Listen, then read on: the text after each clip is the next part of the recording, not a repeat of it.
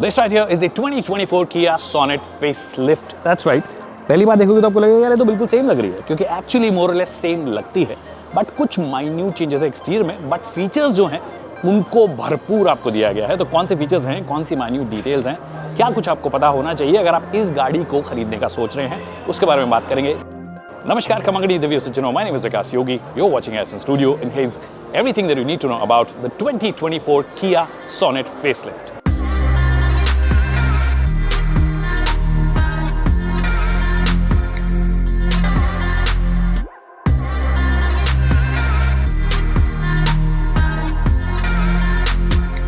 तो what's the difference? Slightly revised grille. Headlamp में ये जो शेप दिख रही है वो XUV 300 जैसी नजर आ रही है। LED DRL जो आपको नजर आ रहा है, हालांकि फुल LED सेटअप है। यहाँ पे आपके लिए फॉग लैम्प वो भी DRL सॉर्ट ऑफ दिया गया है। बम्पर में हल्का फुल्का चेंज किया गया, बट मोर और लेस सेम लगती है। एक मेजर चेंज, फ्रंट में आपको कैमरा नजर आ रहा है, साइड में भी कैमरा दिया गया, पीछे भी दिया गया। दैट मीन्स 360 डिग्री कैमरा आपको दिया गया है। उसके अलावा अलॉय व्हील्स जो हैं वो थोड़ी बहुत अलग हुई है, हालांकि सेक्शन जो है वो सेम है। अभी भी सेम अपोलो एलनेक 4G के टायर्स आते हैं, 215 सेक्शन 60 और 16 इंचेस के हैं। तो ये कुछ चेंजेस आपको नजर आएंगे। साइड में एक्चुअली कोई चेंज नहीं किया गया है, जो चेंज किया गया है वो रेयर में किया गया है।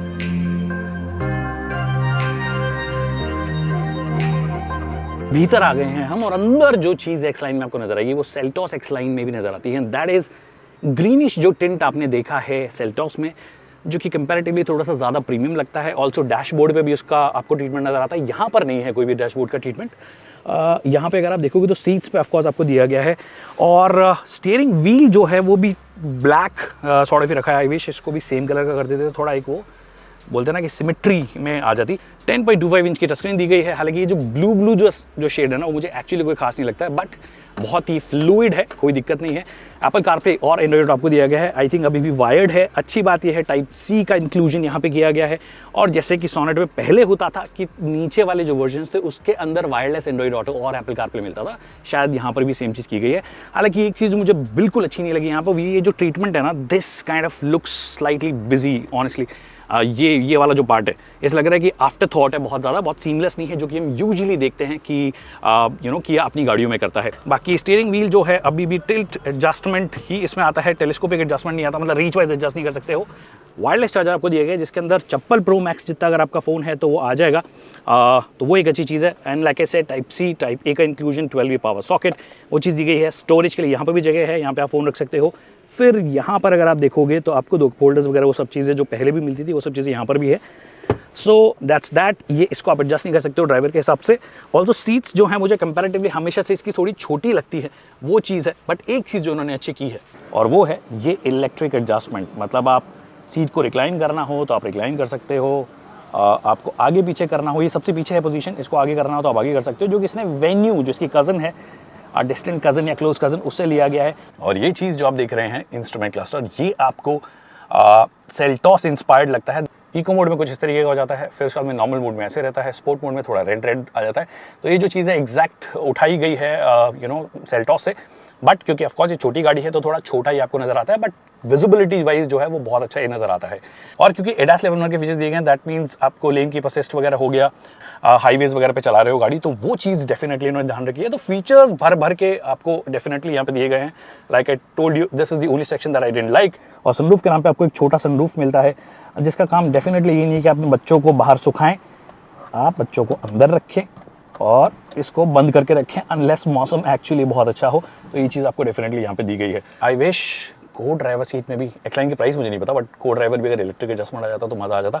यहाँ पे सॉफ्ट टच जो है वो आपको नज़र आ रहा है। One problem that still remains there is the rear seat space. थोड़ा सा अगर आप लंबे बंदे अगर पीछे बैठे हैं तो पीछे वालों के लिए थोड़ी सी परेशानी हो सकती है। हालांकि मेरी जितनी अगर हाइट है 5'6", 5'7" या 5'8" भी तो आप बैठ सकते हो, बट ऐसा खुला वाली फीलिंग जो है वो आपको नहीं आ रही है। बट कुछ चीज़ें दी गई है, अभी अपनी हर गाड़ी में देते हैं, वो है इनका एयर प्योरीफायर, जो कि वायरस प्रोटेक्शन भी देता है, ऐसा बोलते हैं ये, और डिफरेंट तरीके के प्रोटेक्शन देता है। हो सकता है 99.9%, वो 0.1% वाला शायद रह जाए तो अलग बात है। बट ये वाली बात है कि ये जो चीज़ें हैं थोड़ी सी गिमिकी हो सकती है, I am not too sure. But rear AC vents वगैरह जो आपको दिए गए हैं वो अच्छा है, AC इसका बहुत अच्छा काम करता है। ऑल्सो टाइप सी जो पीछे दिए गए हैं, दैट मीन्स थोड़े नए ज़माने की गाड़ी हो गई, क्योंकि अब टाइप सी वाले फ़ोन्स सबके पास में आ रहे हैं और वैसे ही अडेप्टर्स और वैसे ही फ़ोन्स वगैरह जो हमको देखने को मिलते हैं। बाकी सीट लाइक ए सेट 4 लोगों के लिए कंफर्टेबल है। 5 लोग बैठेंगे तो ठस ठस के बैठेंगे आप, तो ठस ठस के ना बैठिए और इस्तेमाल कीजिए इसका, जिसमें 2 कप होल्डर्स आपको दिए गए हैं और ये अच्छा खासा बड़ा है। तो अगर 4 लोग बैठ रहे हैं, I think it's way more comfortable. Also adjustable headrest आपको दिया गया है। हालांकि एक चीज़ अभी भी मिस की है, वो ये कि बीच में जो है आपको अभी भी जो पैसेंजर बैठेगा उसके लिए फिक्स टाइप का हेडरेस्ट भी नहीं दिया गया है, जो कि शायद एक छोटी गाड़ी में थोड़ा प्रॉब्लम हो जाता है, क्योंकि फिर आपका व्यू जो है वो कंप्लीटली ब्लॉक हो जाएगा। तो उस हिसाब से शायद इन्होंने हटा दिया है। But overall these are the changes that you see here. Also आप सेफ्टी फीचर्स की बात करोगे तो बहुत सारे भर भर के दिए हैं। एंड किया is probably one of those companies जो 6 एयर बैग्स स्टैंडर्ड दे रही है, ABS, ABD and all of that, जो पूरी लिस्ट है मैं यहाँ पे मेंशन कर दूंगा। ADAS लेवल 1 के फीचर दे में कोलिजन ब्रेकिंग हो गया, क्रूज कंट्रोल हो गया, जैसे मैंने बोला क्रूज कंट्रोल हो गया, और ये सब चीज़ें जो हैं आपको दी गई है, जिसमें lane keeper assist, lane departure warning, ये सब चीज़ें जो हैं वो आपको दी गई है। लेवल 2 नहीं है, बट लेवल 1 इस सेगमेंट के हिसाब से I think it's more than enough. वो जो रियर सीट में जगह कम है ना, उसका रीज़न है ये बूट। एक्चुअली अच्छा खासा बड़ा बूट है, इसको थोड़ा सा एडजस्ट करके अगर आप रियर सीट थोड़ी बढ़ा देते ना तो मज़ा आया था। बट ये इस जनरेशन में करना तो मुश्किल है। बट हाँ, बड़ा सारा बूट है, आप ठीक ठाक सामान इसके अंदर डेफिनेटली रख सकते हो। और पहले की ही तरह अभी भी आपको सबसे ज़्यादा इंजन ऑप्शंस, ट्रांसमिशन ऑप्शंस ये मिलते हैं। दैट मीन्स 1 लीटर का टर्बो GDI, जो कि फ्यूल एफिशिएंसी के लिए नहीं जाना जाता, but you have the DCT, you have the IMT with this one. Also जो डीजल ऑप्शन है वो अभी भी आपके पास में है। 1.5 लीटर का diesel engine, one of the most powerful in this segment. It's really fun to drive.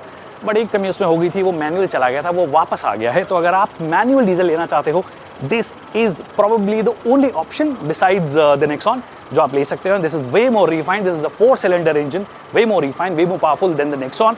तो ये चीज़ें हैं। बाकी आपको DCT चाहिए, आपको IMT चाहिए, आपको टॉर्क कन्वर्टर चाहिए, आपको कुछ भी मैनुअल ट्रांसमिशन चाहिए, वो सब चीज़ें यहाँ पर आपको मिलने वाली है। It's like a world premiere.